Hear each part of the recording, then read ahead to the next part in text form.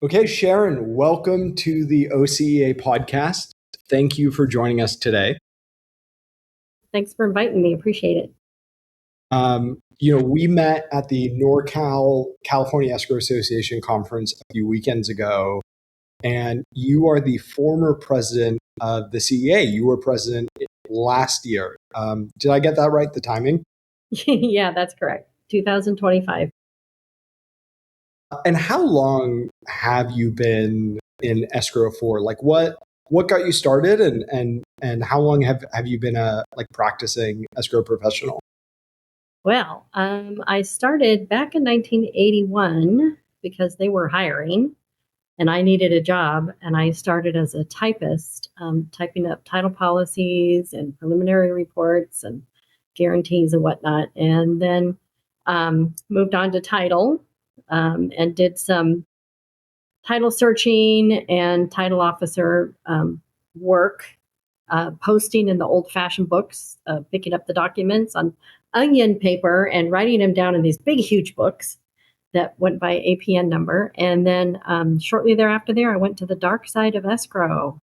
And I've been in the dark side of escrow ever since then, working for title insurance companies up in Northern California.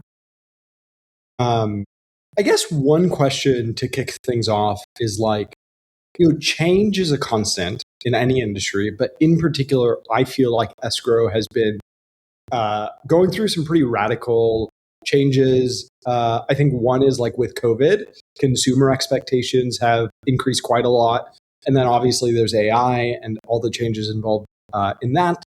When you go and think back to starting in the industry in 1981 all the way through today, what are some of the biggest and most consequential changes, especially in the last couple of years, post-COVID and more recently?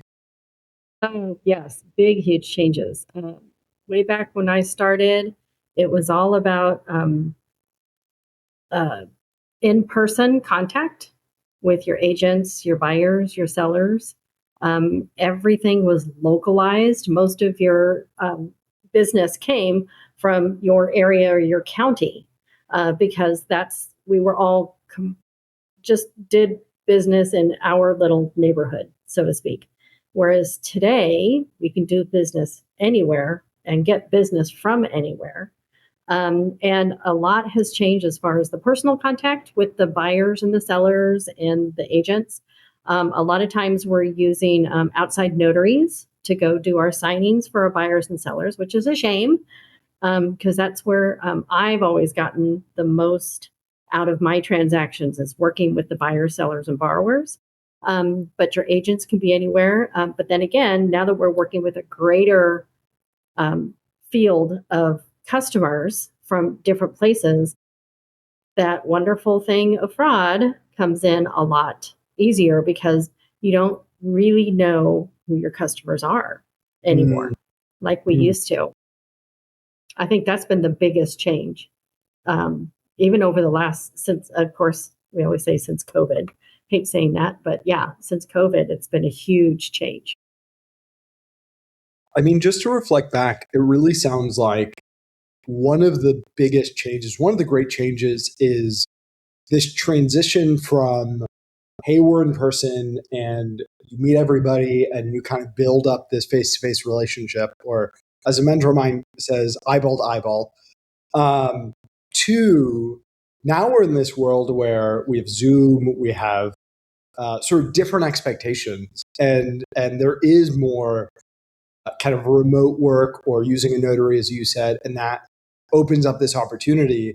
I guess one question I have is how often are you doing transactions where it's either all virtual or the only person who gets to see the consumer is actually the notary?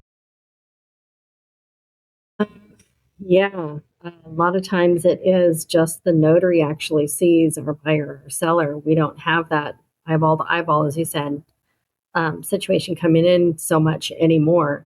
It's been, again, with the technology comes good and bad things. I mean, we're able to process more information, hopefully faster. Okay. But again, we're not doing as many one-on-one signings with our clients anymore. And that has Hey, really Sharon. changed how we work. And even in my department, I've got one person lives up in Washington, one's in Oregon, one's in Southern California, one's in Central California, and I'm here in Northern California. So none of us live near each other at all. But because of the technology, we're able to work together using Teams or some kind of a video to do all of our meetings, whereas that's not something that we would have normally done 7 or 8 years ago. That's wild. I mean, I'm sure you've heard of the story of Aruba. In February of 2024, my understanding is they lost roughly $25 million because they had a controller or a financial employee in Hong Kong, and fraudsters, these scammers, essentially deepfaked the team based out of London. And so this financial controller gets on a Zoom call and he thinks he's talking to a CEO and his chief financial officer and like 6 or 7 other colleagues. And oh, by the way, he's been working at this firm for 20 years, so he knows everybody. And it turns out he was the only genuine person on the call. Everyone else was deepfaked. And over 13 transactions, he moved about $25 million. And I don't think they ever recovered those funds. And so I guess like my question is, how do you make sure that when you're, say, on Teams, for example, whether it's with the folks in Southern California or Central California or elsewhere, that it's actually them? That's a really good question. Okay. And fortunately, we're not in a position to be able to handling, that kind of money for anybody, for, directing where the money goes to. But you don't know who you're talking with. I know it used to be when we first started on Teams, well, you just make them move their head real fast. because if it's a fake person, the deep fake can't keep up with them. But I don't think that works anymore. Something about seeing the background. Yeah, pretty funny. But it's so hard. In today's day and age, you have to have so many safeguards against what you're doing because our industry has a huge target on its back because we literally move millions and millions of dollars every single day in our transactions. And we need to make sure that the information that we're getting on where that money's going to has been as secure could be, making phone calls to people saying, hey, we got your wiring instructions. Can you repeat those to me to make sure we still have them correctly? Or using other companies that can confirm payoff information for wiring money. It's scary. It's very scary right now.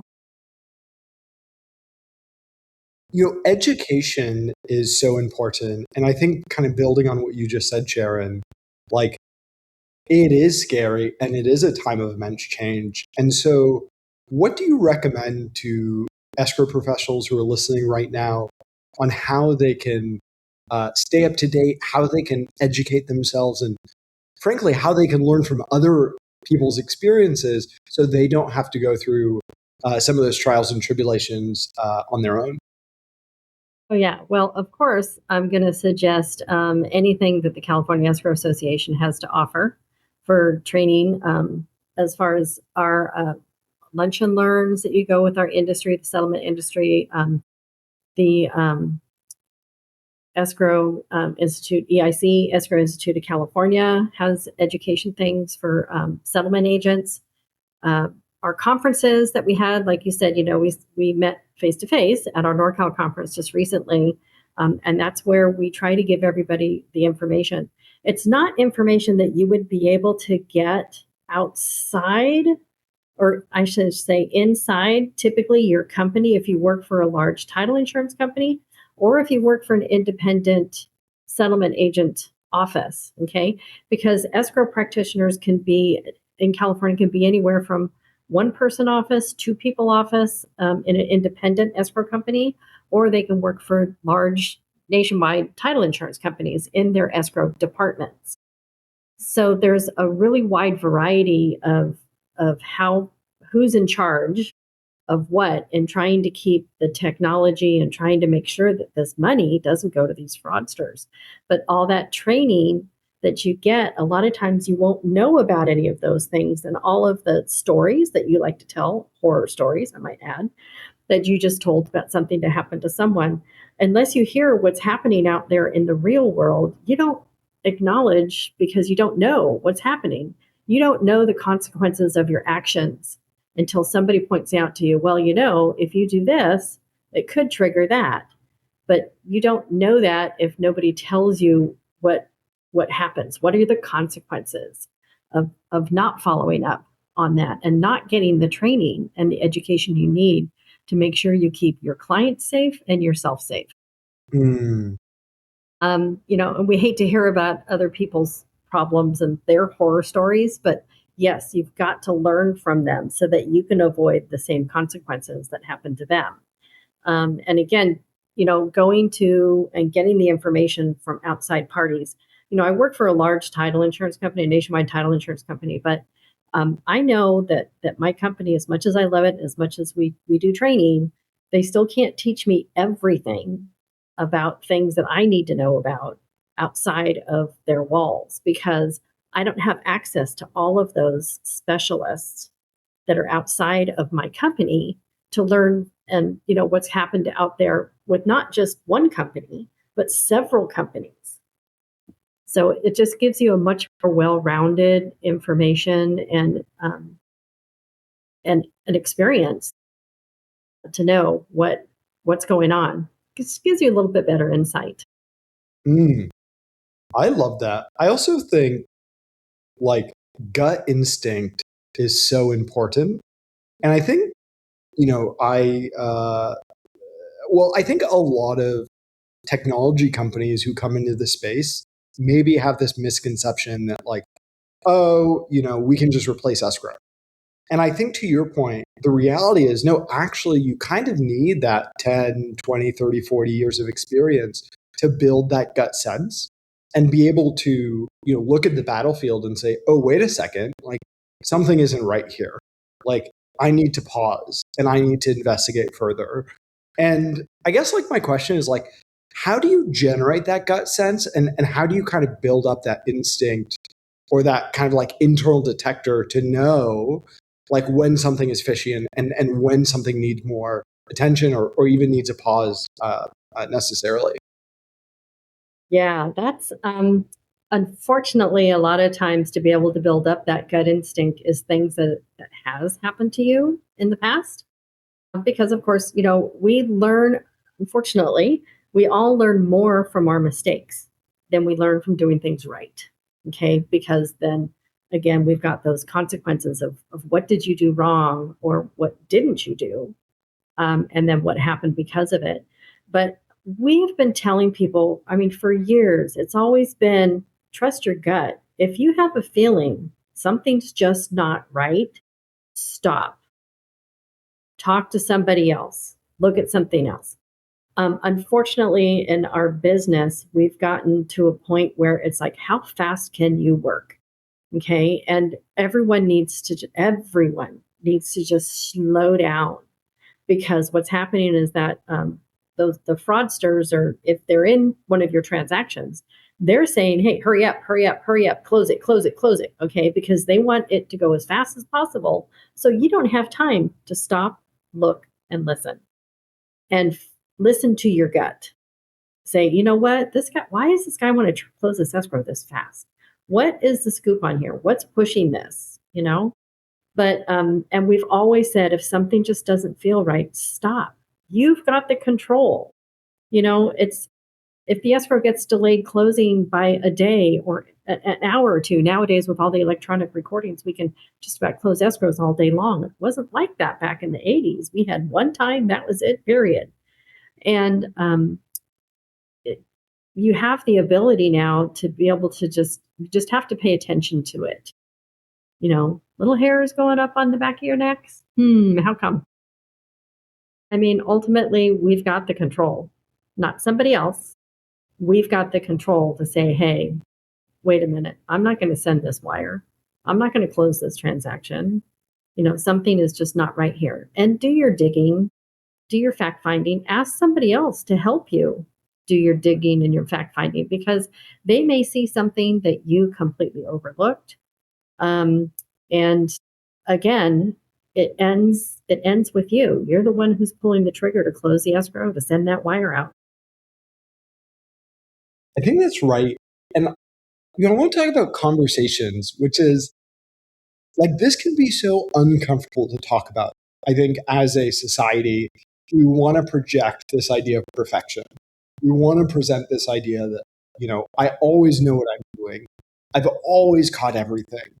And the reality is that, like, we're human, right? And like, humans are imperfect by nature. Like, we make mistakes. We mess up. But how do you have those conversations when your hair is raising on the back of your neck? If you want to ask someone for advice, if you want to ask someone to double check it, whether that's an assistant or a manager or another officer, like, how do you talk about it? Well, it's very easy for me. I just say, hey, something doesn't seem right here. Can I get another set of eyeballs on this just to check out? I just have a feeling. I just ran into that actually 2 days ago on another escrow that they were trying to do. It was all cash, vacant property, sellers in a foreign land, okay, supposedly, and everything. And I'm like, okay, well, it's kind of hitting all the red flags here, because we do have things that we tell people, watch for red flags. There's certain transactions that have a bigger target on their back than other transactions. But it's actually, in our industry, it's very easy to be able to talk to somebody else. And I can, because I've been a member of the California Escrow Association for so many years. I've got a lot of people that I have worked with over the years, that they have situations that have come up that maybe they've mentioned to me when we've been networking at, which is why it's so important to get that face-to-face with your other peers in our settlement industry, because you can network with them and they can say, yeah, you know what, I had this situation come up, and you're like, oh my gosh, I would have never even thought of that. And then you have other ones who say, yeah, well, I had this come up, and they're like going, oh yeah, I have one of those. This is what I did with that kind of thing. And being able to network with those people and contact with them over the years and create friendships is huge, to be able to have somebody else to bounce things off, especially if you work for a smaller company. I mean, I work for a large company. I've got lots of people I can talk to. But when you're working for a smaller company, it's really good to get that outside of your office point of view from other settlement industry people who have had situations that just kind of let you know. Again, it's the horror stories. Everyone loves the horror stories. They don't want them to happen to them, but they love to hear the horror stories to say, oh my gosh, I would never thought of that. Or it's crazy. But it's also a hard job because there's so much pressure from consumers. There's so much pressure from like different parties to go more quickly. Like, I guess my question is like, is there a way to go both fast and safely? Or is the answer really kind of to what you were saying earlier, to simply slow down? I don't, like I said, compared to how many hours it took me to close an escrow, say in 1985. Okay. I had no computer. I typed everything up on a typewriter. My closing statements, my checks. I did everything by hand, had my 10 key on my desk and pencil and paper and all kinds of different colors of whiteout, because our escrow instructions were different colors. And those of you who've been in the business a long time understand exactly what I'm talking about. But it took me a really long time to disperse a file or whatnot. Whereas with technology nowadays, it's so much faster that I can do that. But it's just the way of doing that item. So I can go faster today without any risk because of the advances of the technology. But at the same time, the outside technology, the emails, the portals, all these things that are available nowadays is designed to keep everything transparent. Keep your transaction transparent to the parties that are entitled to that information.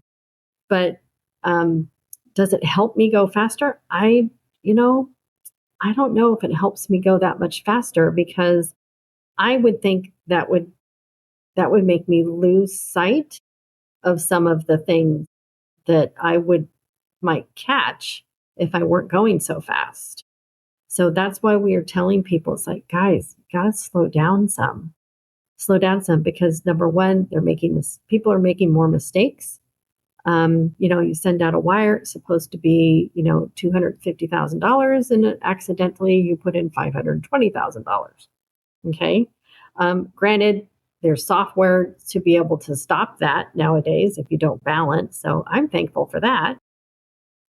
So that helps. But yeah, going fast and safe, I think you lose the safety when you're going faster.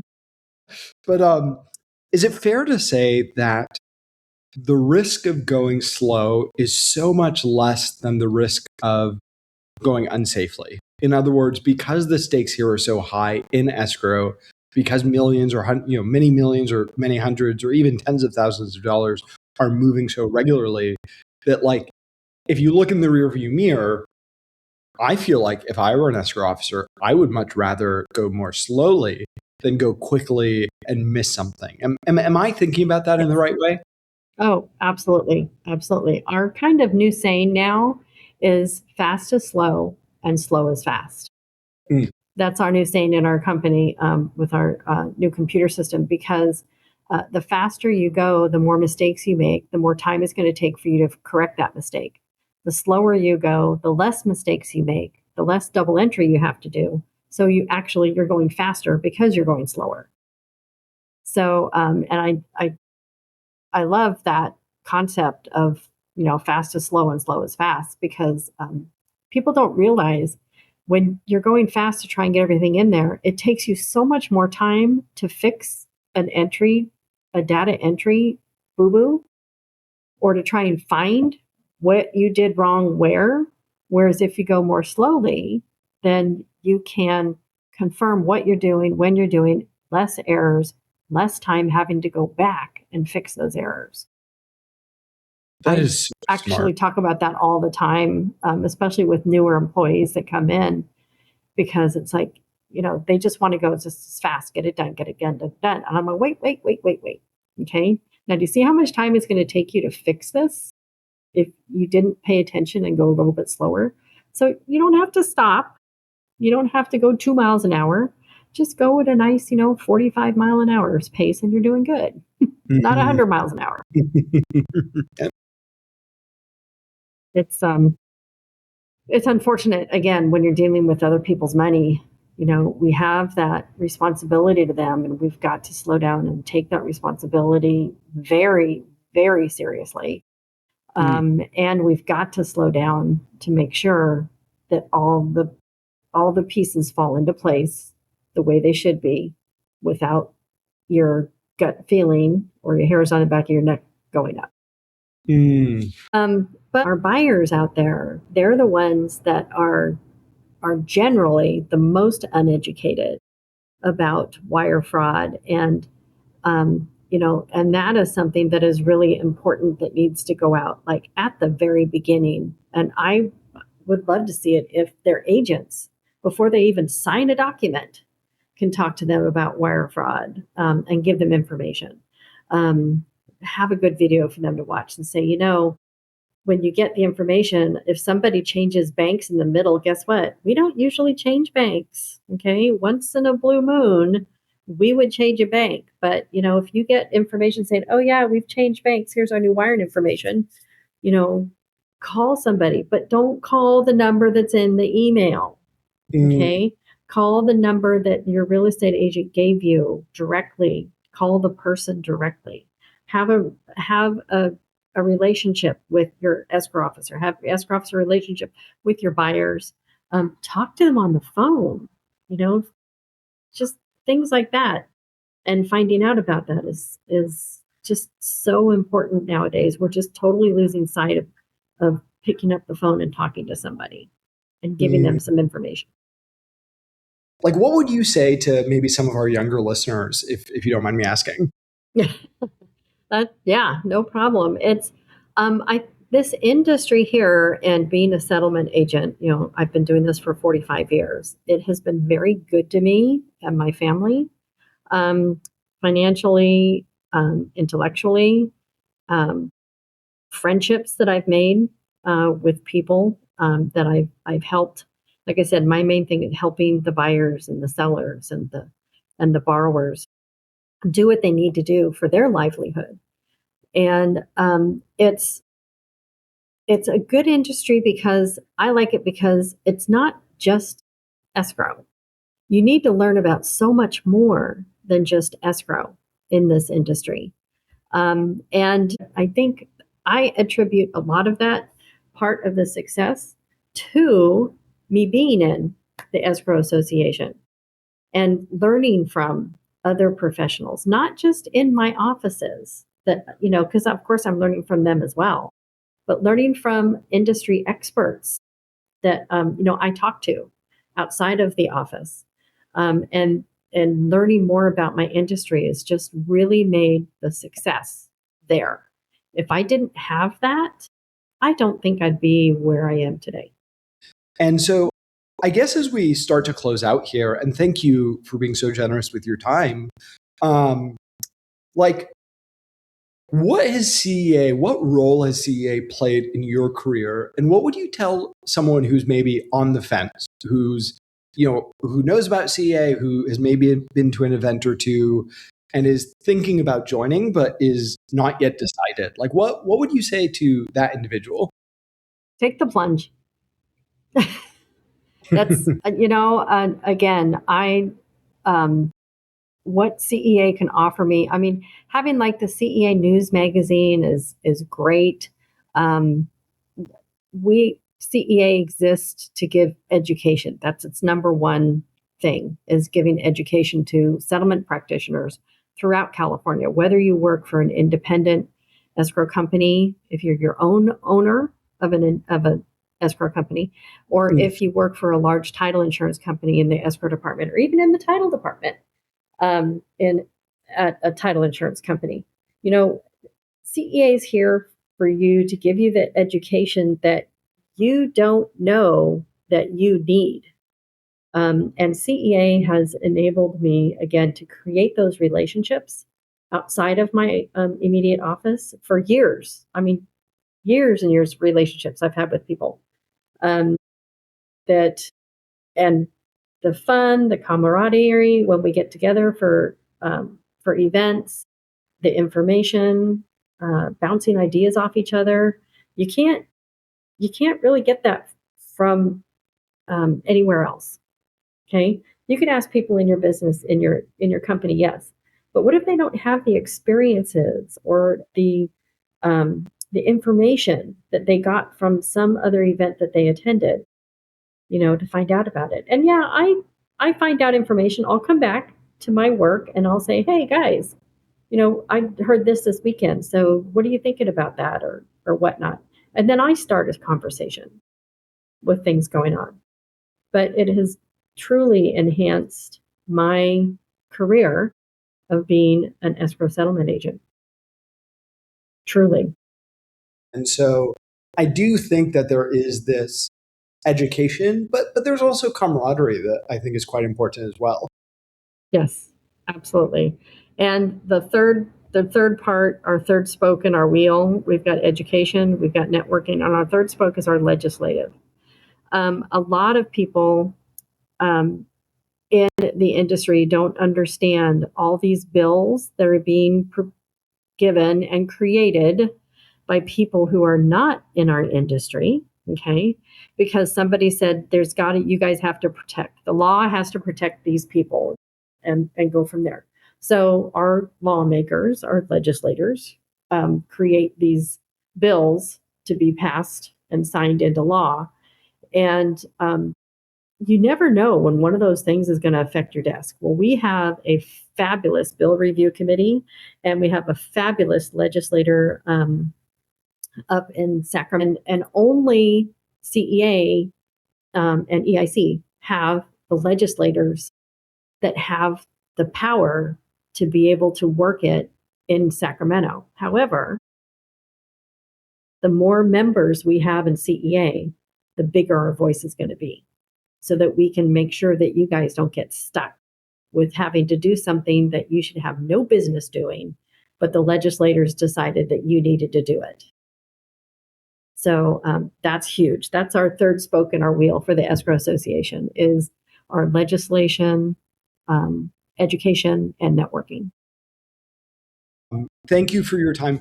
Any last words of wisdom or parting thoughts? And one question I do have is, if I'm a listener, how can I get in touch? Like, do you have like a good way that you would want folks to get in touch, whether that's through your regional or in some other way? Yeah. So CEA, contacting CEA, we have our headquarters is up in Sacramento in Granite Bay. Tracy and Brenda are our main contacts. They're our management company, so they deal with a lot of stuff for CEA. And ceaescrow.org, you've got our website to go there and just get information from there. You can see all the different regions in California. And find out, where you live and what region you can be in. Of course, you can choose any region you want. Doesn't matter where you live. Okay, I'm up in Northern California, but if I want to belong to San Diego, I could go to San Diego and be a member there. So it's up to you. And then each region offers their own educational opportunities. And they will have and each region also has their own contacts. And you can get those contacts off of the CEA website. And again, that is ceaescrow.org. Did I get correct. that right? You got it. Well, thank you. This is so much fun. Thank you for joining us. This is our second episode, and so very, very grateful and excited that we got to have you on the show today, especially as a past president of CEA. And thank you again. This was phenomenal. Well, thanks again for having me, Sebastian. I appreciate the invite, and anything I can do, just let me know. I'm here. Amazing.